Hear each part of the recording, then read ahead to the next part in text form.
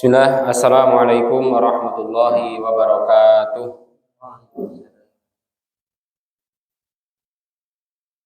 Alhamdulillahi rabbil alamin, wa bihi nasta'inu ala umuri dunya waddin.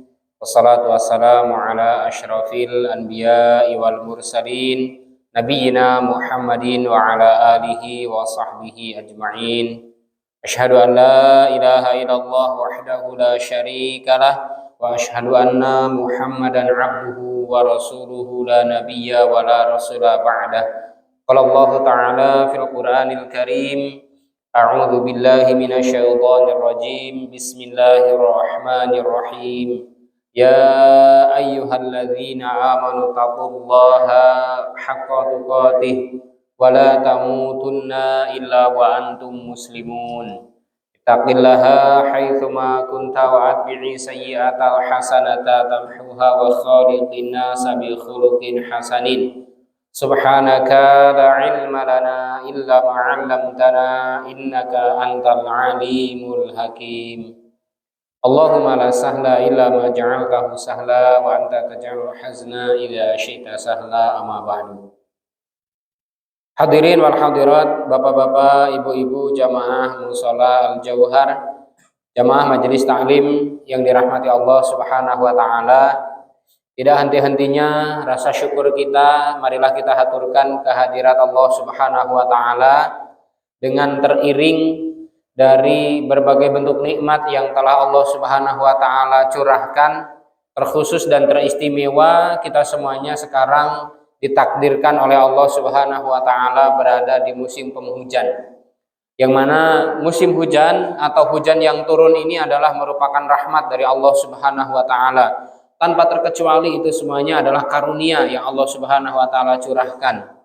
Maka tinggal manusianya apakah dia memahami itu merupakan sebuah musibah, sebuah penghalang, sebuah bencana, ataukah itu merupakan sebuah kenikmatan yang tidak terhingga yang Allah Subhanahu wa taala berikan kepada kita, mengingat kemarau panjang itu juga cukup menyiksa kepada kita semua.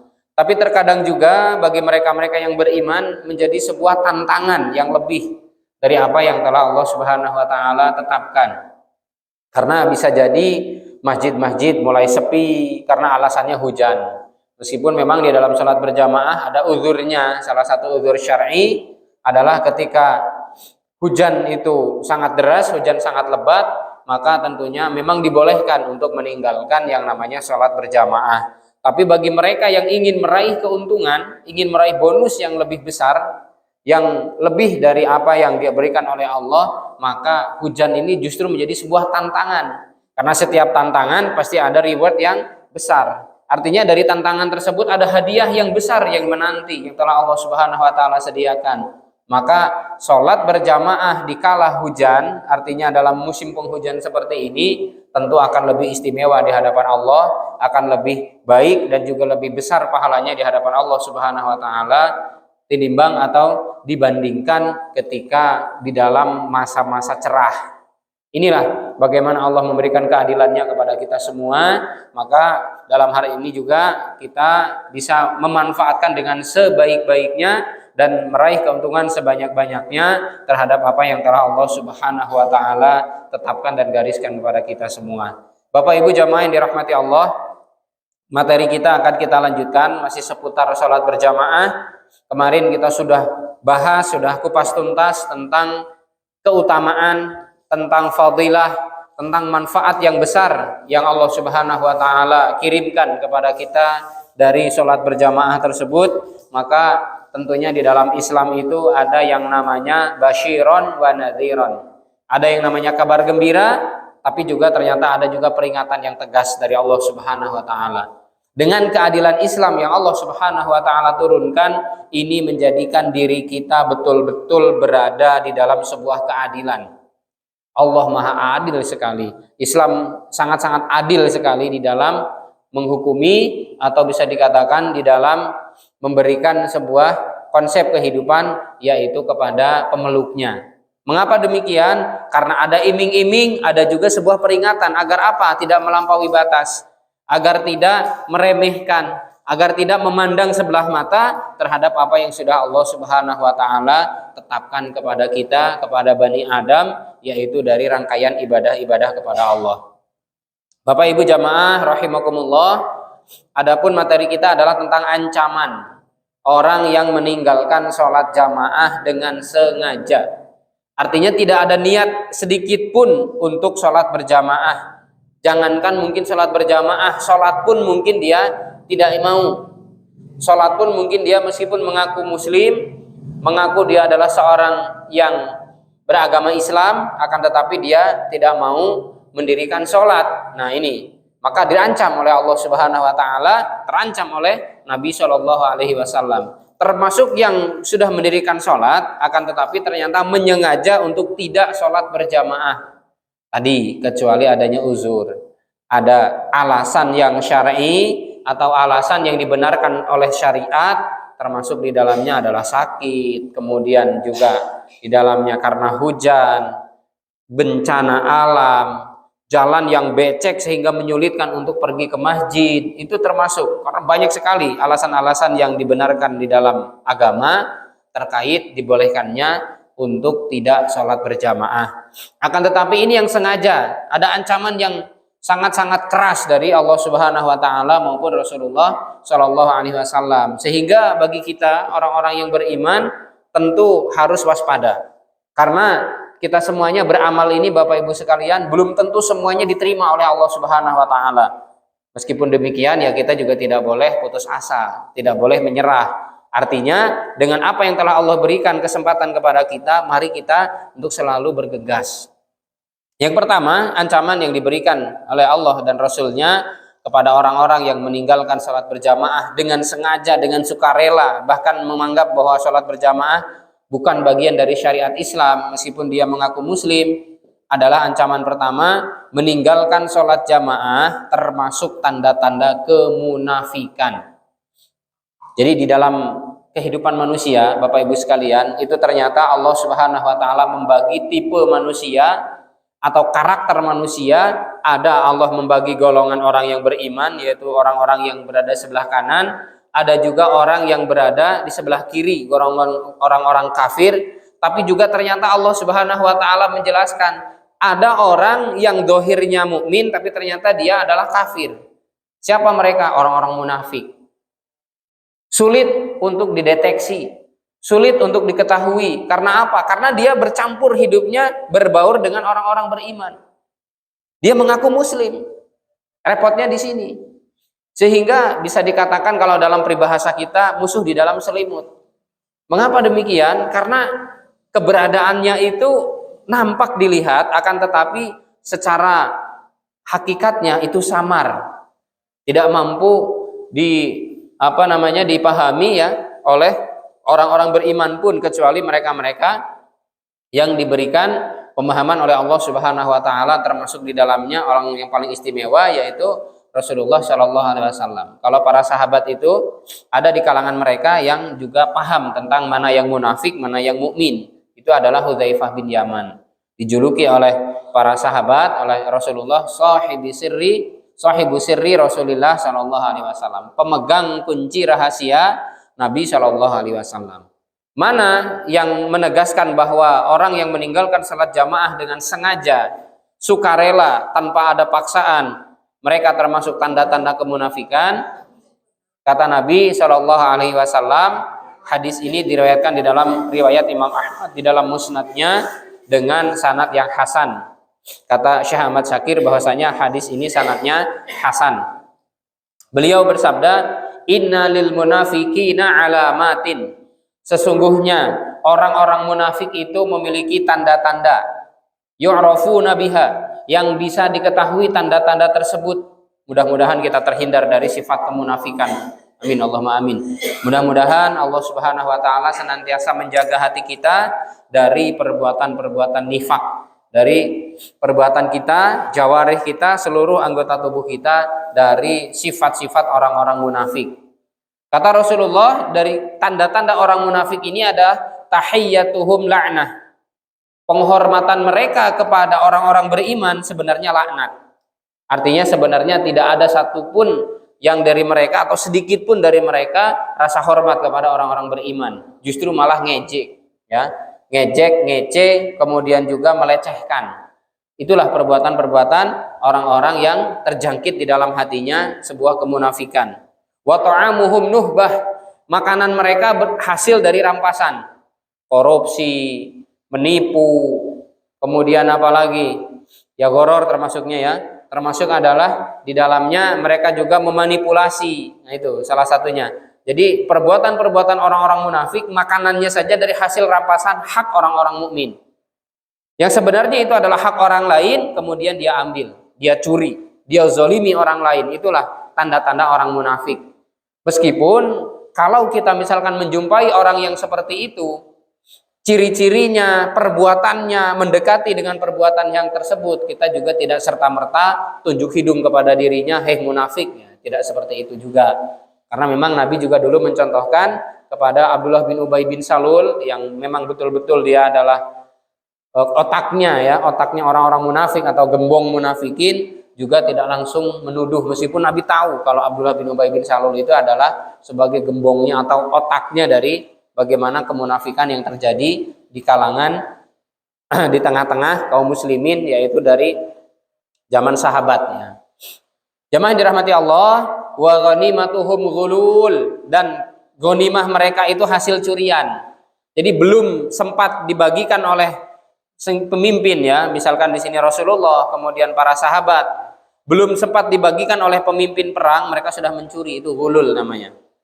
Sama, belum sempat itu dibagikan jatah-jatah mungkin bagi kaum muslimin, entah itu zakat lah, entah itu sedekah, entah itu mungkin wakaf atau mungkin yang lain, dia sudah nyuri duluan, dia sudah mengambil duluan. Nah ini ciri-ciri orang munafik seperti itu. Wala yaqrabunal masajida illa hajron, tidaklah dia itu mendekati masjid. Artinya adalah mereka itu menjauhi masjid-masjid Allah. Mereka itu menjauhi keramaian orang-orang beriman. Selalu menyepi, meskipun mereka berbaur, akan tetapi tujuannya adalah untuk ngacak-ngacak barisan kaum muslimin. Tujuannya adalah untuk menghancurkan persatuan dari kaum muslimin atau orang-orang beriman. Wala ya'tuna sholata illa dabron, dan ketika dia sholat itu selalu mengakhir-akhirkan, menyengaja. bukan karena uzur, akan tetapi menyengaja bagaimana caranya supaya dia tidak ikut dengan jamaah kaum muslimin yang lain, supaya tidak ikut dengan seorang imam yang mungkin bagi dirinya dibenci, sehingga dia nelat-nelat bahasanya, tapi sengaja, bukan karena uzur. Entah itu mungkin bisa jadi karena perutnya yang bermasalah, atau kendaraannya yang rusak, atau mungkin ternyata dirinya terhalang dengan hujan yang deras sehingga di perjalanan harus berteduh, tidak membawa payung misalkan. Beda dengan hal itu ya. Karena yang ma'zur, yang tentunya yang dipahami oleh syariat itu adalah sebuah uzur, maka dimaafkan oleh Allah Subhanahu wa taala, ma'fu ya. Akan tetapi ini sengaja ditelat-telatkan, sengaja dilambat-lambatkan supaya ketika datang sudah tidak menemui jamaah kaum muslimin, atau bisa dikatakan sudah tidak menemui sholat jamaah. Yang penting ketoro kalau bahasanya, yang penting terlihat, yang penting katingali bahwasanya dia ke masjid. Nah ini tanda-tandanya seperti itu. Mustakbirin, mereka berbuat sombong, la ya'lafuna wa la yu'lafun, hatinya tidak mampu, hatinya itu tidak lembut dan juga tidak bisa dilembutkan. Karena apa? Keras hatinya, Bapak Ibu sekalian. Hatinya itu sudah membatu, lebih keras daripada batu.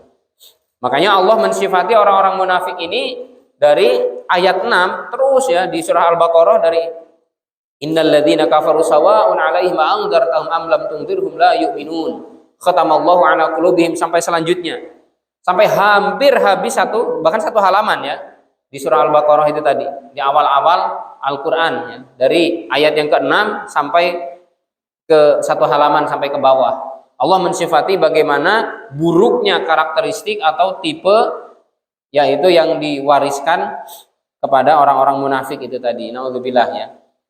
Bukan Allah yang mewarisi, akan tetapi setan yang mewarisi kepada mereka. Dan juga mereka wala yu'lafun, nggak bisa dilembutkan hatinya, keras membatu. Khusyubun bil lail, dan mereka seperti bangkai ketika malam hari.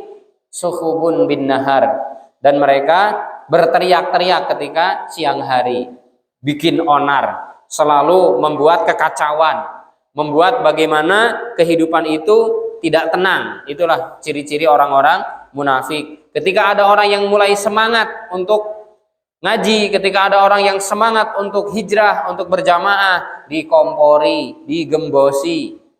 Itu tanda-tanda dari orang munafik. Meskipun tadi catatannya, kita tidak boleh langsung tunjuk hidung. Kamu munafik banget kamu. Ngalang-ngalangin orang untuk ngaji, ngalang-halangi orang untuk berjamaah. Maka termasuk meninggalkan salat berjamaah dengan sengaja, tanpa ada alasan yang dibenarkan menurut agama, menurut syariat, ini juga adalah tanda-tanda dari orang munafik tadi. Mengerikan sekali Bapak Ibu sekalian. Karena apa? Karena terkadang hal tersebut tidak disadari, terjadi kepada manusia, kepada kita, terjadi di tengah-tengah kita. Ada mungkin yang demikian, tapi dia tidak sadar bahwasanya ternyata di dalam kehidupannya itu dia masih diliputi sebuah penyakit hati. Salah satunya adalah tanda-tanda atau ciri-ciri dari sebuah kemunafikan yang Allah Subhanahu wa taala membenci dan memurkainya. Kemudian kata Rasulullah Shallallahu alaihi wasallam dalam hadis Al-Bukhari dengan sanad yang sahih tentunya, bahwa laisa salatun athqala 'alal munafik, bahwa tidak ada salat yang paling berat dilaksanakan oleh orang-orang munafik. Laisa salat, tidak ada salat athqal, yang paling berat, athqala 'alal munafiqina, yang paling berat dilakukan oleh orang-orang munafik, minal fajri wal isya'i, kecuali salat subuh dan salat isya. Kata Nabi gitu Bapak Ibu sekalian. Jadi sholat yang paling berat dilakukan, didirikan ya, dilaksanakan oleh orang-orang munafik itu tadi adalah sholat subuh. Di masa manusia dalam keadaan tertidur pulas, dia dipaksa untuk bangun subuh hari untuk mendirikan sholat. Bagi yang berat, maka ini hati-hati, bisa-bisa terjangkit yang namanya penyakit nifak tadi. Meskipun nifaknya nifak amali ya, karena ada dua nifak itu atau munafik itu, ada yang nifak amali, ada yang nifak i'tiqadi. Kalau nifak i'tiqadi ini bisa mengeluarkan dari agama Islam. Karena apa? Zohirnya memang seolah-olah muslim, mukmin, akan tetapi ternyata hatinya itu adalah kafir kepada Allah Subhanahu wa taala. Itu nifak i'tiqadi, nifak keyakinan, munafik karena hatinya memang benar-benar munafik. Tapi ada juga yang tanda-tandanya nifak amali. Seperti dalam hadis Rasulullah, idza haddatsa kadzdzaba, kalau dia berbicara dia suka dusta. Wa idza wa'ada akhlafa, kalau punya janji pasti dia ingkari. Wa idza tumina khana, dan apabila dia diberikan amanah pasti berkhianat. Maka ini harus diperhatikan oleh para pemimpin, oleh mereka-mereka yang memangku jabatan. Dan alhamdulillah kita semuanya sudah melaksanakan dua pilihan bahkan ya, pilihan gubernur dengan pilihan bupati. Kita saksikan nanti bagaimana kiprah mereka ya di dalam membersamai masyarakat. Apakah betul mereka amanah terhadap jabatan yang telah diberikan oleh Allah Subhanahu wa taala atau berkhianat tadi. Maka kalau sampai berkhianat berarti itu adalah salah satu tanda-tanda dari orang-orang munafik ya. Maka salah satunya juga ini ciri-cirinya. Dia banyak meninggalkan sholat subuh dan sholat isya. Karena berat bagi mereka. Berat sekali bagi mereka untuk melaksanakan sholat tersebut. Padahal sebenarnya secara kesehatan pun bangun subuh itu Bapak Ibu sekalian sehatnya luar biasa. Mengapa demikian? Karena ternyata waktu subuh itu udara lagi seger-segernya. Bahkan Imam Hasan Al-Basri menyatakan, mengapa subuh itu terasa segar sekali udaranya? Karena apa? Kata beliau, orang-orang munafik belum pada bangun. Sampai seperti itu. Jadi beliau ya seorang ulama tabi'in, ahli hadis, Imam Hasan Al-Basri rahimahullah ta'ala sampai memberikan sebuah pernyataan yang tegas, mengapa subuh hari udara segar, udara terasa sangat menyegarkan sekali, melegakan ke penciuman kita, ke tenggorokan kita. Dan intinya udaranya benar-benar terasa nikmat gitu. Karena apa? Orang-orang munafik belum pada bangun, kata Hasan Al-Basri gitu. Tapi ketika sudah mulai siang, maka abab gitu ya, atau mungkin hawa-hawa dari orang-orang munafik itu mulai muncul lagi dan mencemari udara yang ada di alam sekitar ini. Naudzubillah ya. Walau ya'lamuna ma fihima, kalau orang-orang munafik ini tahu, kalau orang-orang yang malas-malasan sholat berjamaah ini tahu, terutama adalah ketika isya dan subuh itu mengetahui, walau ya'lamuna ma fihima, di antara keduanya ini apa yang ada di dalam keduanya yang terkandung di dalam sholat subuh dan juga sholat isya. Padahal kata Rasulullah, man shalla subha fi jama'atin kana ka qiyamil lail kullahu. Siapapun yang sholat subuh dengan berjamaah, maka dia seperti sholat seluruh malam.